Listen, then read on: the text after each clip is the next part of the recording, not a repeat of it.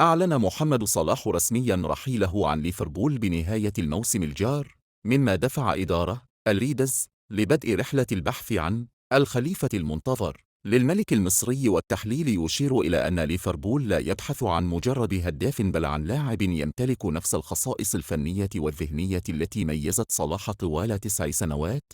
وتبرز حالياً 5 أسماء هي الأكثر تداولاً في أروقة الأنفيلد، لتكون جزءاً من الحقبة الجديدة تحت قيادة آرني سولوت، حيث يتصدر الفرنسي مايكل أوليس نجم بايرن ميونخ المشهد كخيار أول وحلم للجماهير نظراً لمهاراته الفائقة في الجناح الأيمن وقدرته على صناعة وتسجيل الأهداف. بينما يبرز اسم الشاب الإيفواري ينديو ماندي موهبة ليزرزيج كخيار مستقبلي واعد بعد تألقه اللافت في الدوري الألماني. وتضم القائمة أيضاً الدولي الإنجليزي أنتوني غوردون نجم نيوكاسل الذي يحظى بإعجاب كبير داخل النادي، بالإضافة إلى الفرنسي برادلي باركولا من باريس سان جيرمان، والموهبة الجزائرية الأصل مغنيس أكليوش تألق مع موناكو الفرنسي.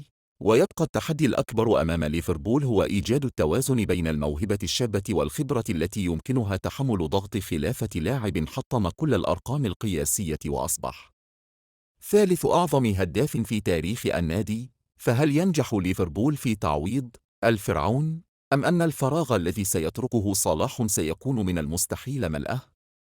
أبرز 5 مرشحين لخلافة صلاح مارس 2026 حزين. مايكل أوليس، بايرن ميونخ الهدف الأول والأغلى، ويعتبر الأقرب لستايل صلاح.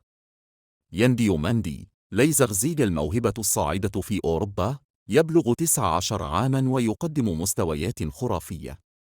أنتوني غوردون، نيوكاسل خيار محلي مجرب في البريمير ويمتاز بالسرعة والجرأة.